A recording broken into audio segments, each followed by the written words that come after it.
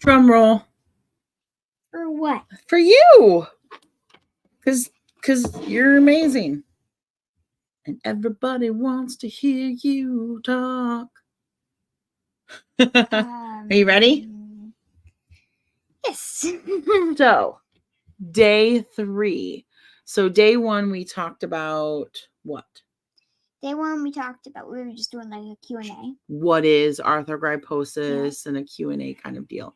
And then day 2, we talked about pregnancy with arthrogryposis and in utero things. And today it's Anna's turn to talk again. We're taking turns. We're going to go back and forth. So Anna is going to talk about what? My earliest memories. Her earliest memories. And I saw a few people ask, like, if you had to give advice to another AMCer, like a younger AMCer, or even maybe I can add on and say if you had to give advice to an AMC mom, being an AMCer, about taking care of. No. I want your advice for an AMC mom about taking care of an AMCer. I do not know what to say with that because you are the AMC mom. I am not a mom. I know anybody except for my own stuff. I'm not asking you for listen. I'm not asking you for advice from a mom perspective.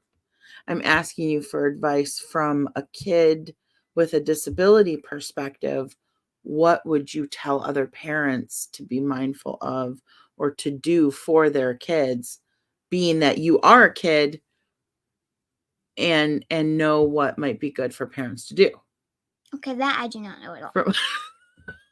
Okay. Well, let's just start with your earliest memory. Let's start there. Either way, because we're going to do that at the end anyway. So yeah, let's start there. And then we'll go from there. We'll see how much time we have left for other thoughts and things. Sound good? Yeah. Okay. All right. You're squishing. I'm squishing you? Yes. How do you want to sit? You want to put your legs up? No, I just you want to sit forward? Just go back a smidge there. Okay, how's that? And you're just like Linda says that's a tough question. Anna's good with tough questions. Not necessarily. I'm trying to fix the light. It's very bright on your face right now. Is that better? Is that better? Yeah, that looks better for you. Okay, we're wasting time. We've only got about 15 minutes or maybe so. 20. We're trying to keep these short so people are not, I don't like this. Here we go. Okay. All right. Here we go. So, what are your earliest memories? Like, as related to arthrogryposis?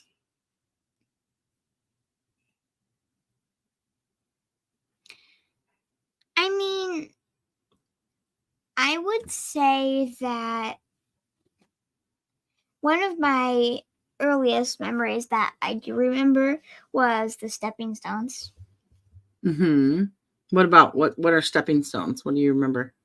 I remember me walking on them. What are they for? Balance. Practicing balance. Do you remember what we used them for? No. I'm letting you down to stand. I don't want to. You're wiggling. Why did you do you want to sit? Yeah. Okay, but you got to stop wiggling. Okay, do you remember what we used the stepping stones for? Not necessarily, no. So at the time, you could not step up onto anything, yeah. And also you had a hard time like balancing because you had just started walking within the last 6 months or something, 6 months to a year. So we used the stepping stones for you to learn how to step up and then to be up on a surface where you had to kind of balance because it wasn't, a big flat level surface like the ground. So what else do you remember?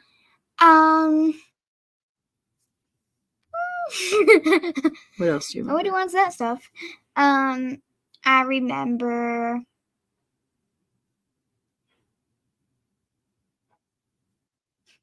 I thought you were ready to go. We're 5 minutes in and we've only talked about one little thing. What else do you remember from your childhood? Not much at all. Nothing really much. But it's not like there's only like 2 or 3 things I really remember. Yeah, what are they? What are the earliest things? Others I like know. Others I like know 100 millionths of. So what are those other couple things?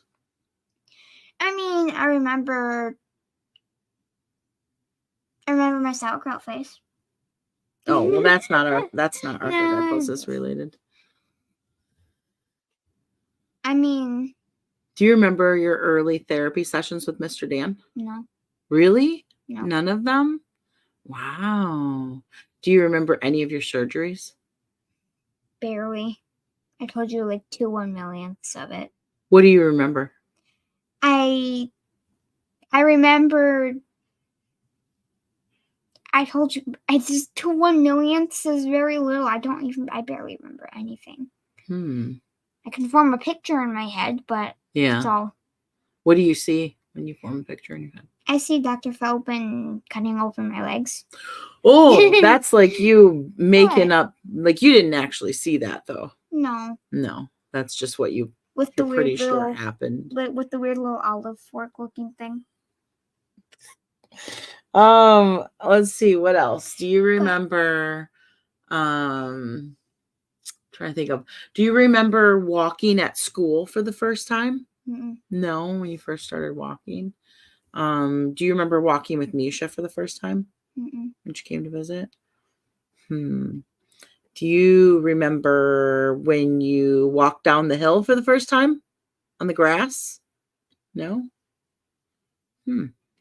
Okay, so what about your later memories? Like I guess the question is, what are your first memories of arthrogryposis? So it doesn't actually matter how early they are. Just what are your first memories? I have lots of memories, but most of them aren't about arthrogryposis. That's really interesting. That's really interesting because it's really more about my daily life, my relationships with people, and what sometimes things I do and weird faces I make. Right. And I think that's fantastic because you know what? This is what I'm thinking about that. I think that people watching or people who don't live with a disability would assume that is like at the forefront of your mind, right? Like that's the thing that you think about all the time, or that's the thing that you worry about all the time. Or that's hold on, listen. Or that's the thing that kind of rules your life. I need to tell you. Hold on. Please, it's about this little part that you're talking about. And you can add in a second, but you don't interrupt. People would think that that's like the overruling thought and worry and obsessions, like, how are we going to do this? How am I going to do that? How do I get through this thing? How do I get through that thing? So to hear you say, like, that's actually not what I remember the most from my childhood, that makes me feel happy. Like, that's a good thing, right? How? Well, because that means that your early memories and your upbringing and your focus wasn't all on what you could or could not do or what you needed to accomplish with your AMC, that your early memories and focus was more on the fun things you did and the people and the interactions, like you said. Isn't that a good thing? Yeah. Yeah. Okay. What did you want to add? I was just going to say that you made me forget now. Oh no, I hate that. You were going to add in something about the early memories and not being super arthrogryposis focused. Yeah, I think that's amazing because honestly, yes, go ahead. I just wanted to say that I know that my arthrogryposis is not my primary focus. Although I do have some memories of it, it's very rare. Let's say I had 1 million memories, I'd say only 12 of them are arthrogryposis related. Wow. Do you think that that's because you haven't let it rule your life? Like you've conquered so many things despite difficulty? Do you think that that's because it just doesn't prohibit you from doing that many things? Maybe that's one thing, But I also think that that's not my primary focus either. I don't really have a primary focus of memories at all. It's really just what I'm doing in the moment. I think about what I'm doing in the moment. Right. And I'm like, so I'm reading a book. Oh, hey, she's doing this. Oh, that's cool. She conquered. She did. She won. And so I'm kind of only thinking about in the moment. Mm-hmm. But I do sometimes think about I do think about other things, about the past and the future, what I'm going to do, but it's mostly the present and what I am doing. But there are people out there, and I don't know enough people to say if this is the norm or how common it really is. But I know that there are people out there with disabilities who get kind of caught up in their disability from day to day and feel maybe somewhat helpless, or maybe just frustrated all the time, or maybe like they're depressed about it, or they feel, in some kind of way negative, you know what I mean, about living with a disability. And that kind of overrules so much of their life because they just can't get out of that rut of negativity. I told you, like, if I have a million memories, 9,988 are all just about my actual life, but not specifically arthrogryposis related. Would you have anything to say to anyone if you met someone who was like, well, that's great for you, but all I think about is my arthrogryposis, and I'm just so mad that I can't do this thing, and I'm just, it sucks that I have to sit around all day and I can't do this and that and the other. What would you say to that person? I would probably tell them because that's just what they're thinking. I would definitely say it does matter what they're thinking, but also it's just their thinking, and so it doesn't really matter to me, really. It's just like, okay, that's what you think, fine. But if I heard a person say that, I'd probably try to tell them, like, hey, I have arthrogryposis and I was born with it, and there's been a lot of things I can do, so if you try, you can do things too. How would you maybe help motivate them? Like, what could you say to maybe help them feel more positive about trying to accomplish things? I don't know. What if they came to you and they asked, like, man, Anna, how do you do it? How do you get all this stuff done? How do you figure these things out? I would just tell them that I persevere and I have determination, and that's just what I do. That's just what I do. Thank you, Linda. Let's see. We'll read some comments. Did you have any other thoughts about, like, how to stay positive? How do you keep a positive frame of mind all the time? A thought that I have right now is that I need to sit on your leg properly because I'm not falling off. Here, put your feet up on the footstool. That'll help. So how is there a trick, or what do you do to stay so positive? Is it just like that's just the way you are? Yeah, it's just the way I am. Thanks, Sharon. Wonder how I know someone says you make it sound so easy, right? And the thing is, it's not so easy for everybody. There's a lot of people out there who have a really, really hard time staying positive.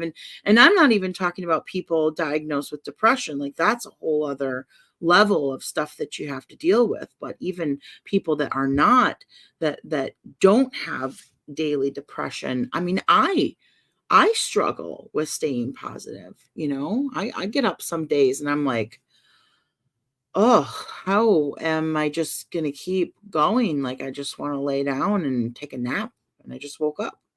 So, it's interesting to hear that you just like go.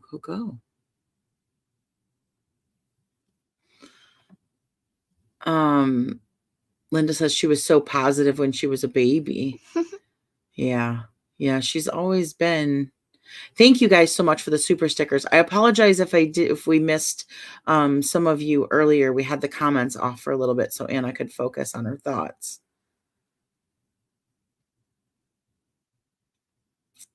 Amy says, "Go, girl." Karen says, maybe ask them what they can do and work on that. Thanks, David. Yeah, so going back to, I'm going to shut the comments off for a minute. Going back to like just advice, because this is supposed to be you talking today. So I want you for the next 5 minutes or 3 minutes to just like talk about what you would want people to know. You know, if you were standing in a room full of people and some of them were AMCers and some of them were not, what would you tell? What would you share? What thoughts would you share? I mean, I would really say it depends on what the person is asking about or like what they're telling me about. If no one's asking you or telling you anything, if it's just your own thoughts inside your head that you can tell people about arthrogryposis, people that don't know about it and people that have it, what kind of things, what do you think are the main things that you would want to tell people from your head, from your thoughts and feelings?